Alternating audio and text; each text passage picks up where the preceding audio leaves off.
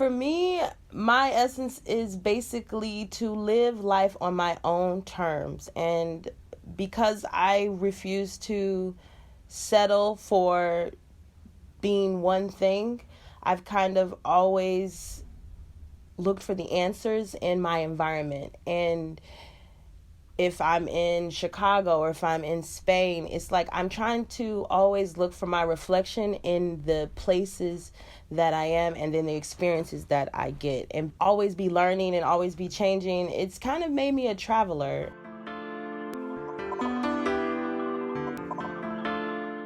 Hey everyone, welcome to Flourish in the Foreign, a podcast that elevates and affirms the voices and the stories of Black women living and thriving abroad. Because you know what? We do, and we are out here and we do this. So thank you so much for tuning in to the first episode. It really means a lot to me. During the creation of this podcast, I really realized that it was not only a labor of love, but it really was something that I wish had existed for my 17-year-old self and my 25-year-old self. The goal of the podcast is really to become a resource bank of just amazing and fantastic stories about Black women told by Black women living abroad and their just varied experiences. Being a Black woman in any part of the diaspora is not a monolithic experience. It is varied. And deciding to move outside of your home country is not a monolithic experience. It really is determined by your values, the things that make you you. And I'm hoping in this podcast that the various incredible stories that are shared really inspire all of you listeners, but also hopefully that you see yourself and you resonate in these stories of these just dope women. Something that I talk about to people who ask me about living abroad is I tell them that moving outside of your home country makes you so awake to your life because you don't have the luxury of kind of sleepwalking through everyday familiarities. Everything is kind of different and strange, even if you move to a place where you speak the language fluently. You know, culture and bureaucracy, small everyday nuances and nuisances really take a toll. And it really makes you very alert to the things that you not only like, but also the things that you value, and also the things that you need to live a life well lived. I'm also hoping that these stories just help you to maybe think a little bit more deeply about the life that you are currently cultivating and help you to be a little bit more intentional as well. And so let's get straight to the first episode. The first episode I'm so excited to share with you is the story of actually a very dear friend of mine, Niana. And we met each other while living in northern Spain in La Rioja. And we were both language assistants at the time. Her story is fantastic, but don't take it from me. I'll let Niana tell you about it. I think I really got the desire to want to change my environment mainly from my childhood and spending summers with my dad in Texas and exploring like California with him.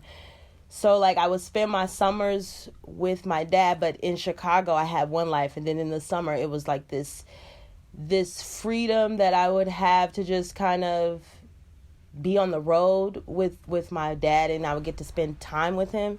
So I don't know if it was just maybe missing his contact during the year and knowing that when I get to travel, a lot of great things happen. First, I get to see my dad, and I get to see and experience things that most people where I came from don't really get to do. So I had like this duality in my life, and I would feel just like all of the preconceptions you have about what makes sense to you gets thrown out the window, and we would just go and explore all kind of things and without any plan. And I think I started to feel like identify very positively with that, and maybe in some ways it was therapy for me, but I felt like I lost this part of myself, and I could kind of be anything when I was traveling.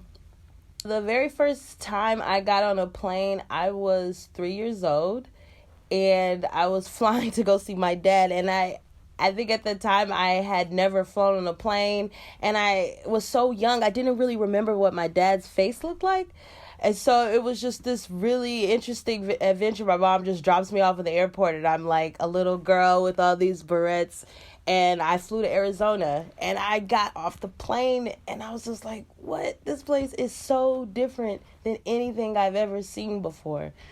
And yeah, when you spend time, you have separate parents like that. One parent kind of becomes the fun parent. So no matter what was going to happen after that first plane ride, I was going to love it regardless. Niana and I bonded over the fact that we both started traveling solo at really young ages as unaccompanied minors on airplanes. I don't know if you can travel that young anymore by yourself, but hey, it was the late 80s and early 90s. It was crazy, y'all. There's a small sense of abandonment at the other side of this story. Is like, there was nobody to fly with that 3-year-old. It's like, the funny thing about my story, which I was like, well, am I going to go into the complete real story? But we are being real. So the thing was, my dad is not on my birth certificate. So I was not supposed to be going to see him. I was supposed to be going to see my uncle, because the airline wouldn't allow my mom to let me go on a plane to see someone who is not a direct relation of me. And if it's my father, then he needed to prove he was my father. So if he's not on the birth certificate, how could he prove it? So I'm 3, and my dad's mom and my mom are trying to remind me of my lie that I need to tell these people when I get on this plane. You tell these white people, now that's your uncle. And when you see him, make sure you say, hey, uncle. And I'm like, okay. And then, like, you cannot say he's your dad. You have to tell him that you're 5. I was also supposed to be 5. And I was like, man, this is a lot. So I'm nervous to get on the plane, and I'm saying goodbye to everybody. And I sat next to this Chinese girl who was also flying single. And the whole time she was showing me all her money, and I'm trying to convince her to give me a 20, right? We're just bonding. I don't remember her name or anything. She ended up giving me a 5. She was like, I'm not giving you no 20. I'm like, come on, now, give me a 20. She ends up giving me a 5. I feel so excited. We land, and I see my dad, and I'm thinking, how am I going to know for sure that's my dad? I see him, and I said, Daddy! And I ran for him, and he just let out his arms and grabbed me, and he goes, you're supposed to call me your uncle. I was like, I forgot. So we chatted about how her love of travel began in childhood, but really continued as she grew up. And as she traveled across the country for internships in upstate New York, and even at my alma mater, the University of Georgia, but also about her opportunity to study abroad. I went to a small liberal arts university in southern Indiana, University of Evansville. I don't think anyone has ever heard of it. I think we had this really strange study abroad advisor who was like really quirky, and she would give presentations. So I knew early on that I wanted to study abroad somewhere. I just didn't know where, even though I did have an appointment with a lady, and she predicted that I should go to Denmark, to Copenhagen. It'll be the best thing. That's exactly where you belong, darling. And I was like, yeah, I ain't got them Copenhagen dollars, though. I gotta stay somewhere close. So I ended up studying abroad in Costa Rica. I did 1 semester there. So I did, I think, ecology and field ecology there while I was in Costa Rica. And I put that in quotations because, they weren't going to be able to get very much out of us. You just spend a lot of time traveling and studying. Mostly I did a lot of outdoor, like, little research projects with the school, because it was a university in the suburb of the capital of Costa Rica. So it was in the mountains. So it was a little bit smaller, which I really enjoyed. But we were surrounded by beautiful forests and everything's like a bus ride away. So we would go into the jungle and like count insects and things like that. It was amazing. I was lucky that my credits transferred, so I really didn't have any problem, and I used my last eligible year of financial aid on going to Costa Rica. So we were a group, I think, of 50 Americans that was exchange program at that university, and there weren't any other universities doing anything there, so we were the only group, but all of our classes were basically together. And we had a lot of American teachers who were either living in Costa Rica or who had came down to do it, but they weren't. We were all from different universities, and I think out of the 50, there was me and another black dude, and then like 5 mixed people. Us brown mixed people kind of formed a little crew. Almost all of us had host families. So that you're at least all on that same schedule as Costa Rican people and eating the same food. Your host mom would provide you with all your meals and your lunches. She would pack you a little lunch in the morning. I wasn't so lucky with my host family, my first host family. She started off nice, and we had a maid, because I think most people in Costa Rica, like if you're lower middle class, you have a maid. And she had this rule where she wanted me to wear a robe when I would go I had my own bathroom in my own room, and I would literally cross one step from my bathroom to my bedroom.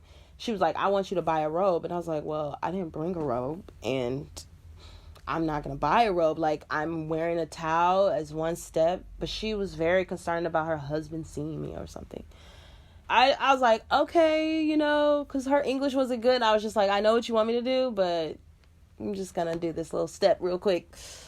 She just didn't like that, and she had a lot of rules. And she would make me tuna sandwiches. Just take the can and dump the tuna on the bread.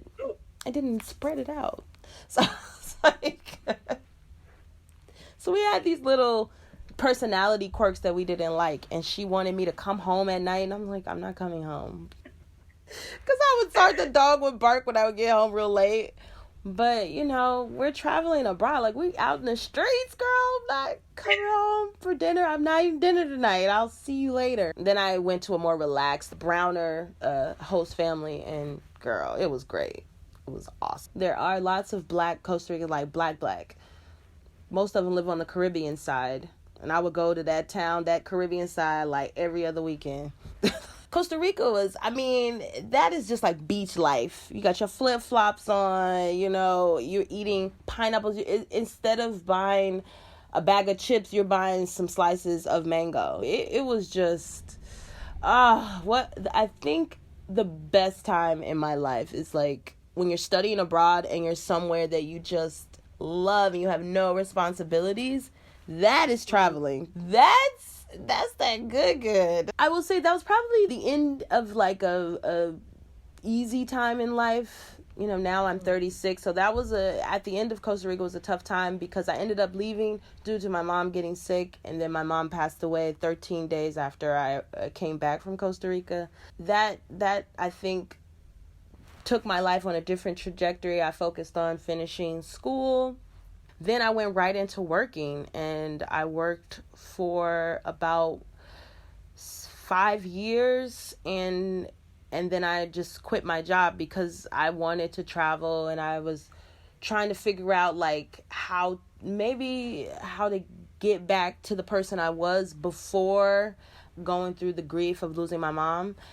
And I knew I wasn't going to really heal the way I needed to heal staying, in Chicago. And that's when I was like, no, I can't keep doing this job like everything is okay. Like, I got to go figure out myself a little bit and like figure out who I used to be. And yeah, I quit my job in order to travel. And then I came to Spain like 2 years later. She goes from company car to bicycling around town and doing numerous odd jobs. She finally lands at a restaurant where she learns about a program where you can live and work in Spain. One of her fellow servers puts her onto this program. They both apply, but only Niana goes. And her family, used to her traveling, don't really believe her when she says that she'll be back at the end of the contract. They knew it was coming because I mean, I always travel, so they just was like, okay, you're gonna live in Spain to go for 8 months, and I kept telling everybody because the contract is for 8 months technically, but you had the option to renew a second year. So I was like, at the most, I'll be gone like 16 months, and people were kind of skeptical, like, nah, you gonna leave forever, and I was like, no, I'm coming back. No, I'm coming back. Girl, I laugh about it now. So many times people would predict it. I was so much in denial. All I know is I needed to leave. I got to Madrid and I immediately fell in love with Spain. But I had been there before, but this was different. I saw the country as this, like when you see somebody that you like really physically attracted to, like they have a perfect body, like you're in the gym and they're like just got through with a set and you look over and they got like abs and everything is sexy. That's how I feel about Spain. Damn, you got a country over here. Like, this country is, damn, y'all got all that over here. I'm just like, mountains, check. Forest, check. Beach, check. It goes on and on with Spain. She moves to Spain about 1 month before the contract begins and falls absolutely in love with the country, but has to tend with the excruciating task of trying to find an apartment in Madrid in September when all the university students have returned and are also looking for housing. My ex in the U.S. had a friend who lived in like the suburb of Madrid. So she was like, yo, you can come stay with me until you find an apartment. But she had like 2 kids and I was sleeping on one of her kids' bed and he was getting mad every day. He'd be like, yo, when is she leaving? And then it's like they thought I didn't know no Spanish, but like the little kid didn't care. He was like, yo, when I want my bed. And I was like, oh my God, I can't do it anymore. So then I just went to a hostel and got my phone, got my WhatsApp. You need WhatsApp in Spain if you're going to live there. If you're going to talk to anybody, you can't do it without WhatsApp. I ain't gonna lie, y'all. I had 2 ginormous suitcases, so the pressure was on. There are no elevators in Madrid. If it's the 4th floor, that's really the 5th floor, and you're gonna walk all the way up with luggages. I took the very first apartment I saw. Very first. So yeah, and then I moved out of there like a month later because the guy was insane. So Niana went to Spain with a program that a lot of other North Americans go to Spain initially with, the North American Language Assistant Program. And the assistants are called auxiliares, the Spanish word for assistant. And they basically go there to help with pronunciation and culture. Experiences and responsibilities really vary from auxiliar to auxiliar and region to region. You just need a college degree, passport, no criminal history, and the ability to fill out an application. You get a student visa, health insurance, and a monthly stipend that ranges from 1,000 euros to 700 euros, depending on the region you're placed. And I should also mention that auxiliaries typically work only 12 to maybe 16, 18 hours a week. So you have plenty of time to take on more classes, perhaps take on odd jobs, take a Spanish course, and of course, travel. My teaching experience was pretty positive. I was lucky that when you go to a school, some schools will have one auxiliar. That's what we call the people who are a part of this exchange program. You're called auxiliares. So at my school, there was a total of 4 auxiliares. And one of them was a black guy from DC. And he had been there the previous year and his Spanish was great. And we just really clicked immediately. So I was lucky that he was there because when you get placed in the program, you get a contract with the name of the school. But you don't know anything about the school. So you contact the previous auxiliares to get the intel. Like, tell me what the school's like. what schedule are you working? So they kind of meet with you before the contract starts and kind of like help you like answer any questions. Plus they're probably going to be your first friends, your first people that you meet in the city because you've arrived. The other thing is that you're kind of a language ambassador, so you want to instruct them about our lives. They're very curious about where we come from, what we know, what we do, and especially if you're Black, like they have been absorbing American popular culture, and especially a lot of that is Black culture. So I think the last school year I taught in Logroño, the kids was in love with Migos, and like they would see me, I'd be like, yeah, that way. I'd be like, oh wait, I'm supposed to be teaching. Hold up, y'all about to turn me up, and I'm about to teach. Like, and us, the kids who don't know anything, are like, what is happening? Like, yeah, that way. That would like incorporate it into my lesson. And some people be like, yeah, for some of y'all out there that know, what's up? So, it's just to kind of bring your culture. I talk about Black American life. I talk about like on Columbus Day, because they celebrate. I'm like, what we not finna do is celebrate Columbus Day. And here's a presentation why. Like, yeah. Anti-Thanksgiving. My role always would be to, even my students who can't speak really well, I want them to want to speak to me. Like, the trick is to get them to want to talk, because that's the first part of language learning, is to inspire someone to, I've got a sentence to say. Oh, Justin Bieber is worse than Taylor Swift. Pero un momento. Like, I've got an opinion. I like Justin Bieber. And you're like, oh, and you also like English now. No. It's like, gotcha though, girl. Told you could speak, girl.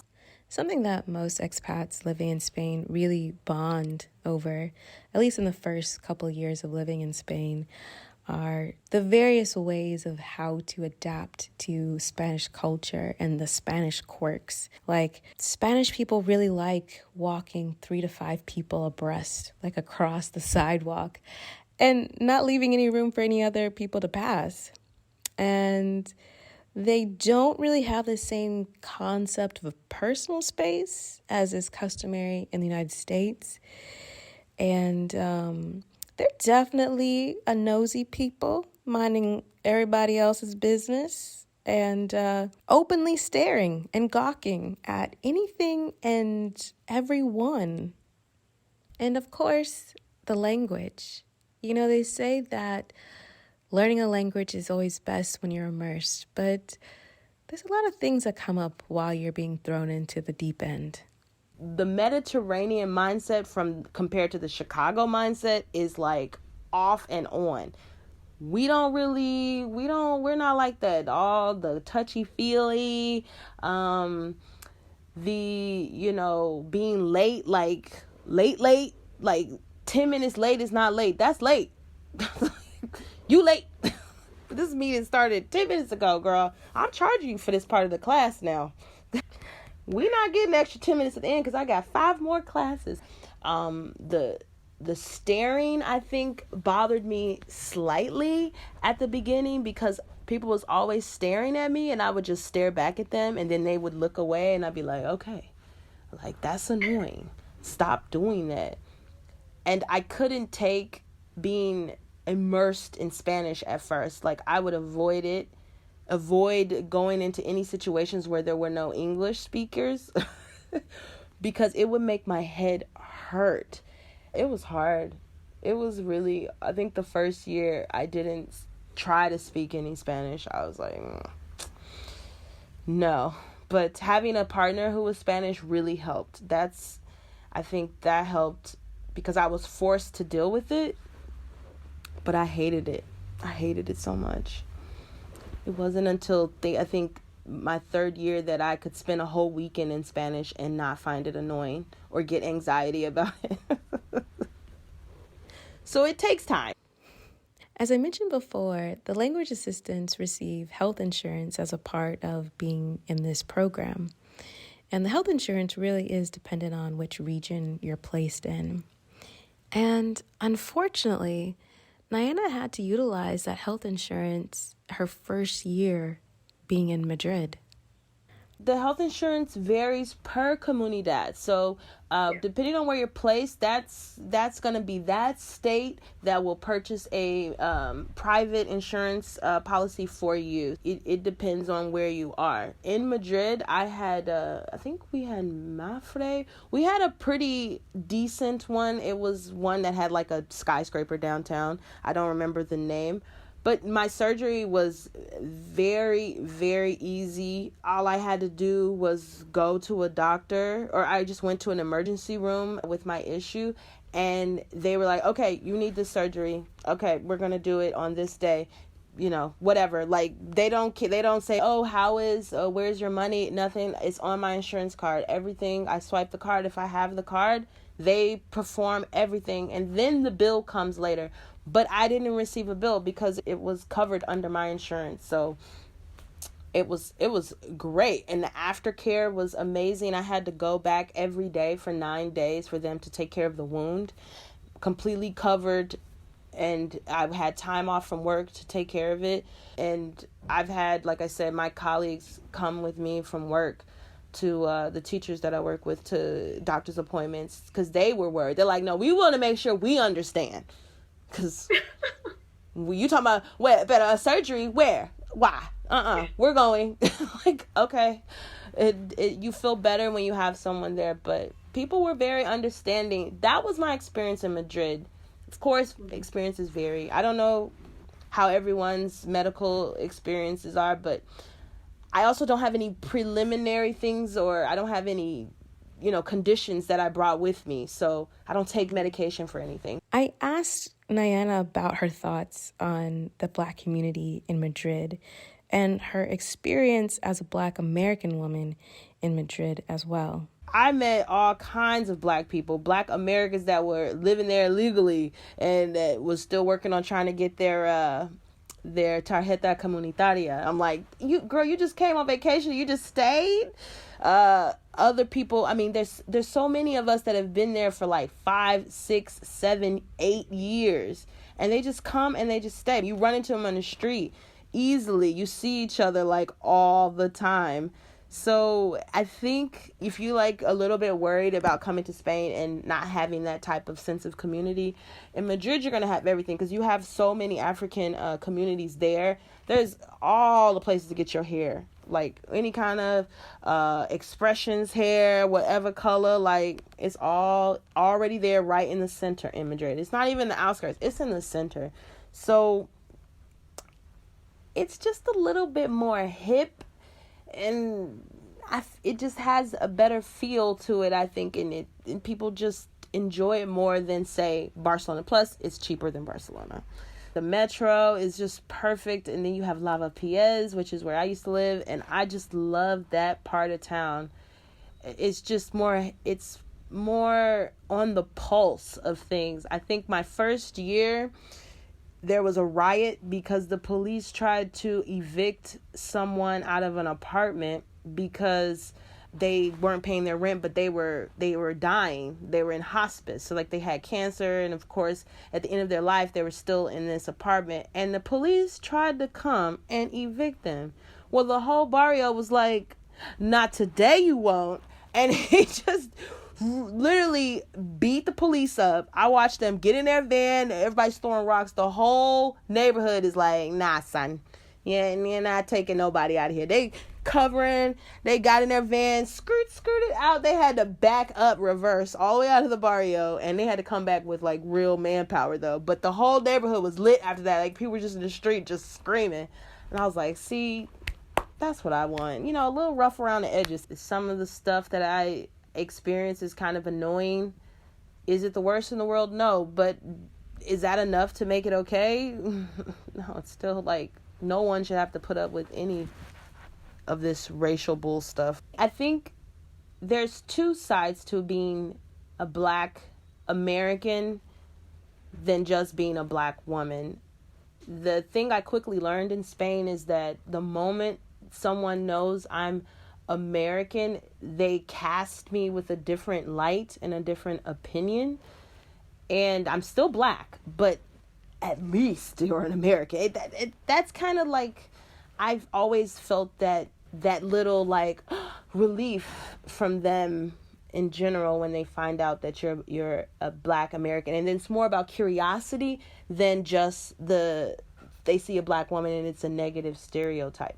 So that, I think, is always going to be there no matter who you are and what you are. I didn't have a lot of negative experiences in Madrid about being a Black woman, but I know that was like something that was just particular to me, because I do have friends that also had some negative things in Madrid. But for me, the biggest thing about the Spain and being a Black woman is the Spanish male assuming that you're a prostitute. There is nothing in my mind about being Black in Spain that even compares to the anger that I feel when that happens, and the situations that they put me in when I'm just walking down the street. That to me is one of the hardest things to deal with. Yeah, it's a tricky slope over there. You can, a couple of negative experiences, and I think you can start to create that wall when it comes to interacting with the Spanish male. Sometimes you're like, ugh. Not all of them, but of course the old men for sure, all of them. I just would love to just make them see what they're doing, as being something that's wrong to do to women, period. Whether I'm a sex worker or not, I'm at the grocery store. So how about you wait? I think everyone listening probably knows that Spain is a pretty homogenous country. Most people in Spain are white. However, there are second and third generation people from other ethnicities in Spain as well. I've spent some time thinking about this, like reconciling my viewpoint as American versus like the Spanish mindset. And I've had this conversation with Spanish people, because they treat all of the people who do not look Spanish as the country that they originate from. They don't see them as a part of Spain, as the greater envelope. And I think as Americans, we have that is not a hard jump to make. Like, I don't care if my Mexican American classmate is the first one born here, the second one born here. If they speak English with me in an accent that doesn't have an accent, I assume they're just American. I don't know where from their parents are coming from, but it's really easy to include them when I think of America. I'm including them and my thoughts and feelings, but of course I'm not white, so that's what a white American thinks is probably different. But here, you could be 5 generations deep. They'll be like, Chino. You're like, no, I am you. You are me. We the same. What you talking about? Like, how do you not include me in your greater idea of what this country is? And that is something I think, me and my husband talk about it a lot. Like, if we were to have kids, where we would want them to grow up. And even though I got a lot of negative things to say about the U.S., it's like I would want them to at least to understand what it's like to be Black in America. I still like coming from where I came from, even with all the negative things. But to be Black and like have a little Black, half Asian kid in Spain, it's do I want my kids to go through that? Because a lot of my Black students, I've had moments with them. They've never had a Black teacher before. It was my second year in Leon, and I was in a school in Leon that year, and there was this little Black girl in one of my classes, and she was spicy. Like, homegirl, she was a leader, so she was a part of the cool clique in the class, and they was third or fourth grade. And so she was funny. And so she cracked jokes, but she also liked to get in people's faces and tell them what's what. She also, like, everybody would want to be on her good side, because when she wasn't in the mood, the whole class felt it. Like, we was all under her spell. And she would also be subject to them ridiculing her at the end of the day. Like, they could always be like, negra, or whatever. And that would just put her back in her place. But she would come back with more aggression. She would never be, like, docile or quiet. Always clean. Always had her hair done, just high energy. Sit down, like, sit your ass down. And she would get into conflicts, and immediately, because the Spanish white child would be like, and she would be angry, the teacher would just assume that it's her causing the problem because she's mad, throwing her book, that's how she expressed herself. And so she didn't express it the way that garners sympathy. So they would very often put her to blame, and a lot of times she was to blame, but sometimes she wasn't. And when she wasn't, she would feel very frustrated. And so I, like, one day she was just being like so extra. I was like, girl, come outside. And she was just started crying, and she's just like, I'm tired of this. I'm tired of them being, making comments because I'm black. I'm tired. And I was like, oh my God, like, I felt for her, because I was just thinking, like, I grew up, and when we would have a white teacher, we knew it was time to play. Like, we not giving this teacher no satisfaction. Sit down. We would just be crazy. And when our black teacher come back, boy, was we in shape. Like, the feeling of being taught by someone who looks like you. She was like, I've never had a black teacher. You're my first black teacher. And I was like, oh, I just felt so sad to think, like, how hard it must be to grow up in a little small town in Spain, and your mom is working all the time. And she was like, that her mom worked all the time, and that she didn't get to see her very much, and that she was sad about that, and she gets angry. And I'm like, yeah, but when you angry, you cannot hit people and go crazy. But I just saw it as her expressing this extremely frustrating situation, and having all of these white people tell you that your emotions are wrong. And I didn't think she was reacting wrongly. I think she was reacting the way black people react, not like Spanish people, and you can't judge her in the same way. And we had a good year, but she was, oh gosh, she would get on my last nerves, but she would always hug me. And as soon as I came in, she just felt like I was her teacher. So she would be pushing everybody out the way, like, Niana has finally come for us to have our class. I'm like, girl, I gotta talk to all these kids. Niana's sitting here, I'm sitting here today, and who gonna say something? Everybody be like, nothing. That's it. I'm like, but I can't approve this behavior, but I approve. So I think it's hard to be black in Spain, and in a rural area, maybe even in the city. I felt a lot of guilt there, because I knew that all I had to say was that I was American. I would immediately be treated different, and I would have access to things that this person who's born here, who deserves it, will never have access to. Throughout our conversation, Niana had been making fun of me for my thin-skinned ways. It was February when we recorded this episode, and I was shivering in Barcelona. It was 50 degrees Fahrenheit, and she was making fun of me because she's from Chicago and she lives in the Netherlands. But I'm from Atlanta, and I used to live in Miami, and I was cold. And so we got to the topic of how she ended up in the Netherlands. How did I leave sunny Spain for wet Netherlands? Love. That's what got me here. My husband is Dutch, so that's why I now live in the Netherlands. And as an auxiliary, you have a ton of time to travel. And I was actually traveling in the Netherlands, and I met my husband, and it wasn't like a plan, you don't plan to fall in love with someone who lives like 800 miles away, but I did. And we did the long distance thing from the Netherlands to Spain, and then I convinced him to move to Spain, and that was great. And we lived together in Spain for a while. But then when you're abroad and you get married to someone, it's like, okay, for you to really enact your European rights, you kind of need to be on someone's home turf.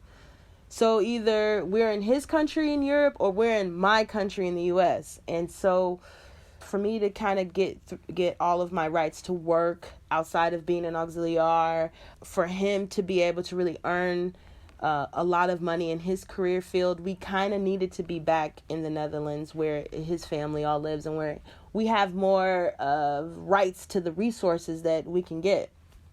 We really don't have any rights in Spain as much, because he didn't have like a permanent situation in Spain. So we had to have to choose. And so now we're in Utrecht, which is where he had a place to stay already. And we've been here almost, I think, a year and a half. Now I'm not in sunny Spain anymore, and it's sad, but we're making it work here in the Netherlands. That's a whole nother type of culture that I had already gotten used to, the Mediterranean culture. Now I have to deal with Western Europe again, like somewhat American, but not. It's a weird mix of being kind of related to our culture, but not related all the way.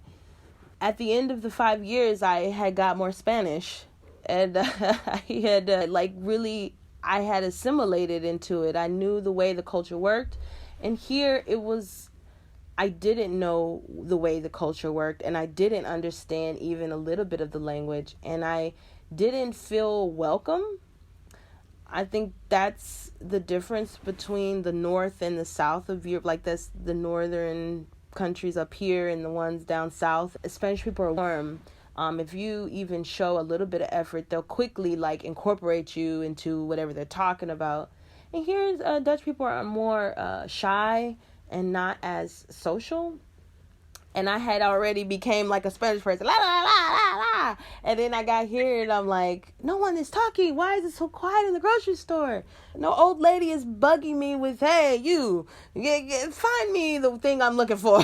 Like in Spain, the old lady's like, now you're doing my shopping. Where is this? And you're like, yes, here. No one would dare speak to you, like, or strike up conversation with you. So it was really tough.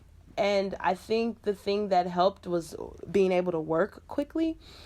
And for me, like, when I'm new in a place, I just watch people. I be just watching, like, okay, how they do this, like, how do they talk to each other, and like, what are the rules? When are you supposed to do this?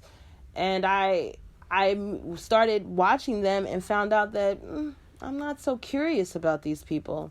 I'm not interested in their culture or their history as much as I was in Spain. So I think that was more tough for me. I think the difference between assimilating from the U.S. to Spain and then from Spain to here is that I had a level of the language, not just a baseline understanding of Spanish, and encountering it. That helped, having the language, but the culture was shockingly different. But everywhere English is spoken here, so it's very easy to get on a deeper level with someone here than in Spain if you have a language barrier. I think I've quickly gotten over the first hump, but I still find myself banging my head against the cultural norms here and not really wanting to assimilate the way I thought it was curious to be able to adapt to the Spanish life. I'm less curious about being able to adapt to Dutch life, if that makes sense. They have all these old colonies of people who have come back and they live in the Netherlands, and they have these communities of Surinamese people, of Moroccans, what else? Turkish. There are a lot of Turkish here. And then in Suriname, it's so mixed with the Latin American, Africa, India, Indonesian. And then my husband, he's half Indonesian, so they're also a big, giant part of the population here. So it has a smaller version of kind of what's kind of going on in the U.S. However, there are some things that Dutch people aren't so good at, and then they pride themselves on being tolerant, and they are tolerant, but they don't accept. And I think that blinds them to a lot of things that go on in this country. And for the most part, it's pretty easy. Christmas time is tough because they have the tradition of Zwarte Piet, which is when they wear blackface, basically. And they are really kind of resistant to the argument that this is racist. And they're quite violent against the protesters. And anytime you complain about or even point out any criticism against them, their number one answer is like, well, your country's racist and go back to your country if you don't like it. Like, they straight up are like that. So it can make it tough, but it's not all of them. In the cities, the 4 major cities, it creates like a geographical zone, and they call it the Randstad. That part of the Netherlands has the most kind of progressive people, where, like Amsterdam, you're not allowed to wear blackface during the Sinterklaas parade. They've just outlawed it. Like, the government will not make their parade have blackface, but that doesn't mean regular people are not going to just go around in blackface. So the tide is changing, but their resistance to it, and like just talking to people, it like really sours you, because you're like, oh, I thought you was cool, but here you are telling me how it's a tradition and it's for the kids, and why am I making it about me? I'm like, it ain't about me. Kids don't care if you're wearing black, pink, purple. I know what one thing: you don't get an afro and pink lips and gold jewelry because you slide down a chimney. Now that is just fact. Will you agree on that? They're like, Mom.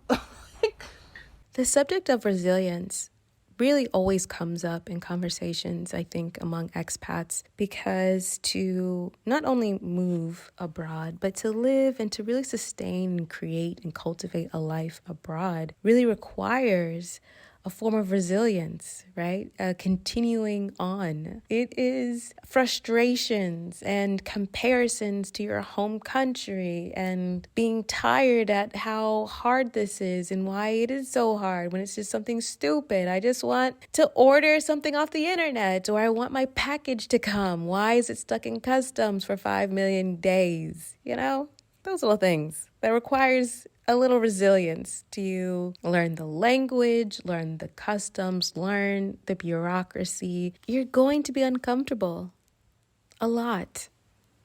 That's just how it is. I think you definitely will learn that you can be way more flexible than you give yourself credit, and not even that you learn, that you kind of have to be like ready to be uncomfortable for a significant part of time. That is always going to be the process of growth, of any kind of growth, that moving to the next culture is going to be so uncomfortable because it's going to take a time for you to get used to it, but there will be something on the other side.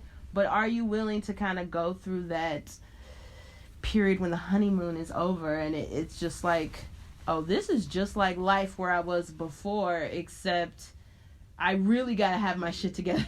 Like, you can't, it isn't like all is great here on out. There is always going to be a challenge. No matter what, it's never boring. I haven't been bored in years. Like, I don't know whether the experience is extremely good or just a mundane type of activity. It's always under that fresh new eye of it being from another perspective. So yeah, if you like excitement, good excitement and bad excitement, it's all exciting. It's always like, oh, getting a library card.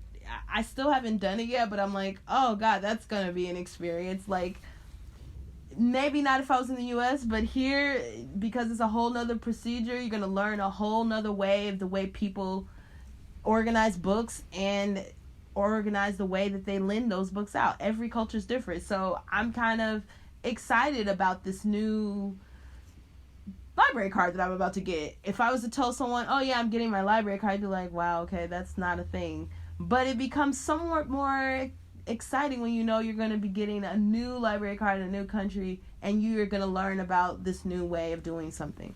So many things happen to me. I make so many mistakes, like big old giant ones. Even in language, I may say the exact opposite of something.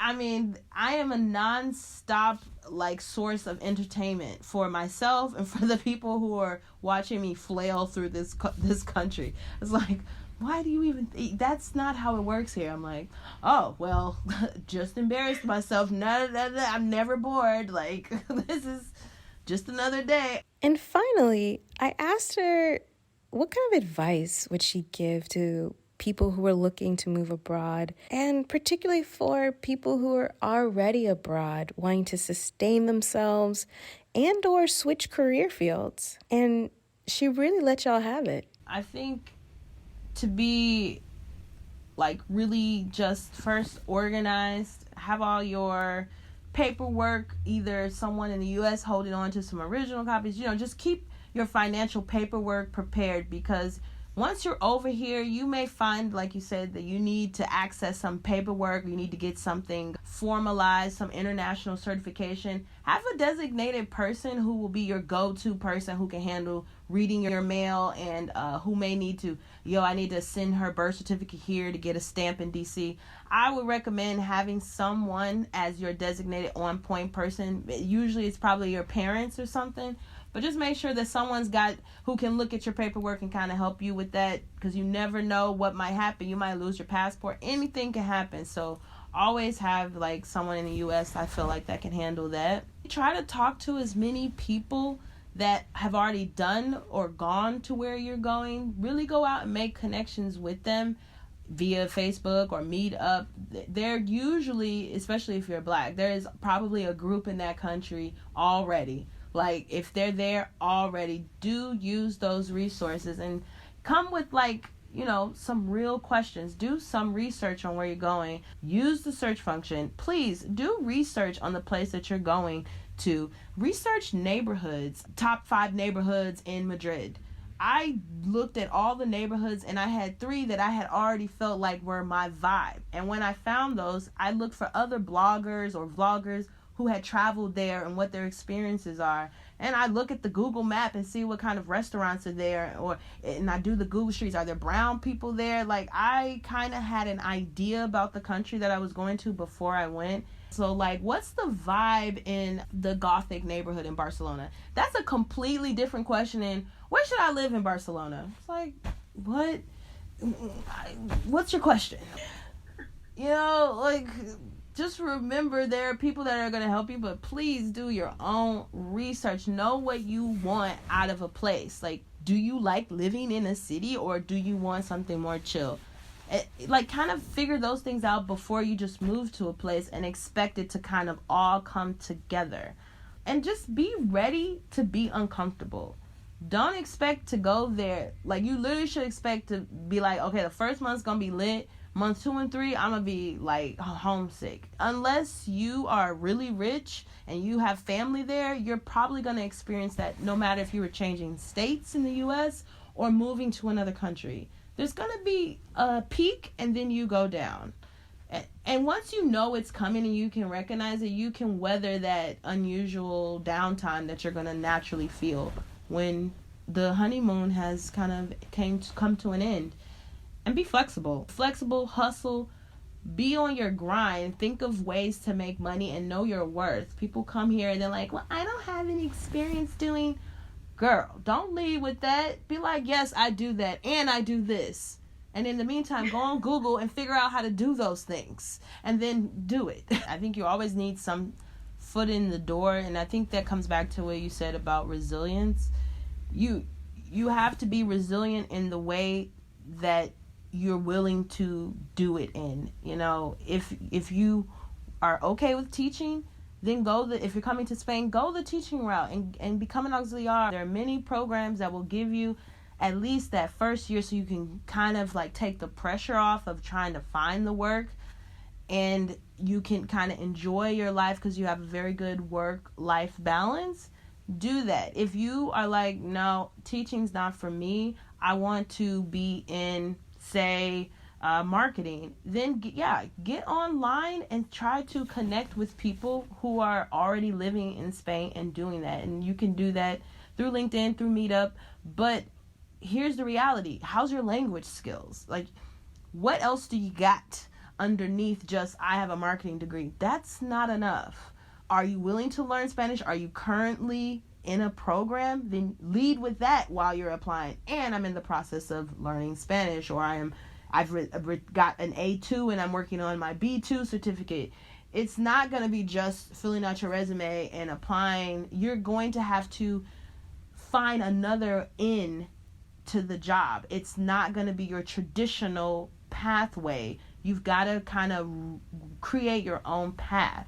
And a lot of it, like you said, is living a more active life. Like, all of your experience has to do with you actively participating in it.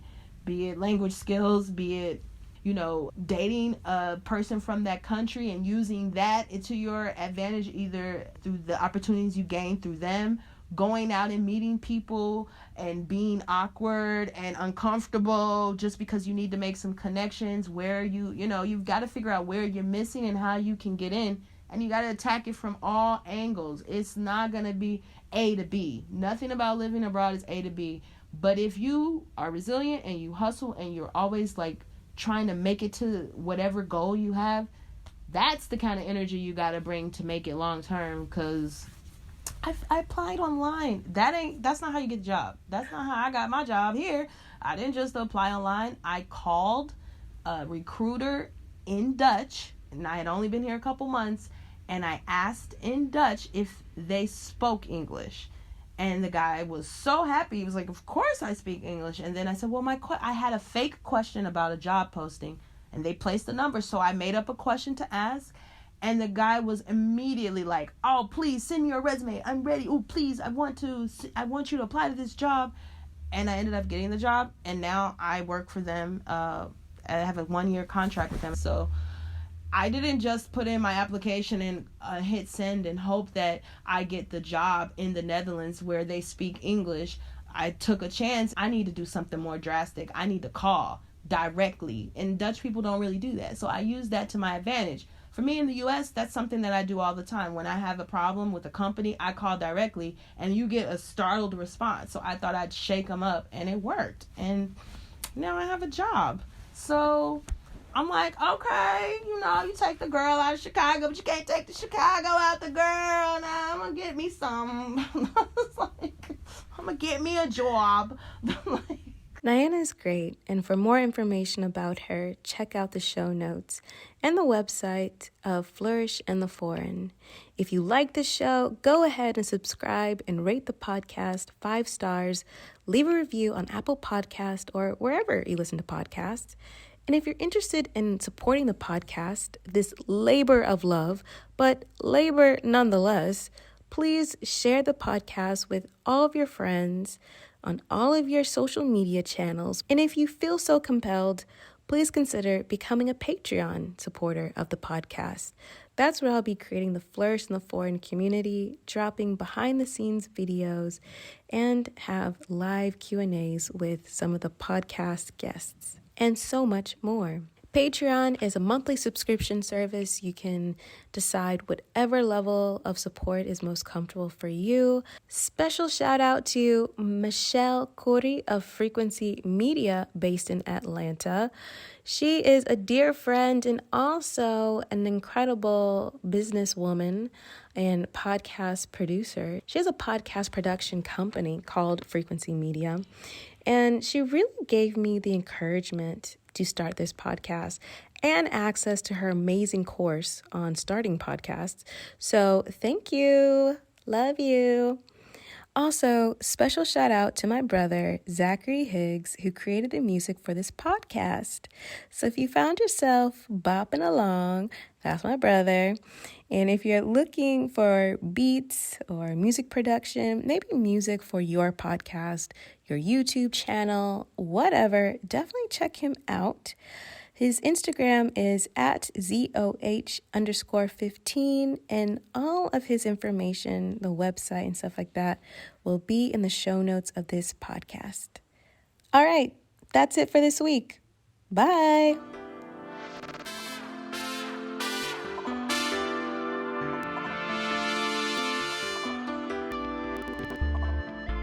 On the next episode of Flourish in the Foreign. Because it is a little bit rude, low-key, to kind of speak, if you're in a meeting, to speak languages that not everybody understands. And they do that if they want to kind of keep me out of the conversation. And it's not really with malice or anything. It's more like, I need to get something past you real quick. But, so it is fun to, follow up on their question in English. Be like, oh, no, I think that date is good. And they're like, oh, you speak Cantonese? I'm like, no, not really. Or I'll just yeah, a little bit, just a little bit here and there.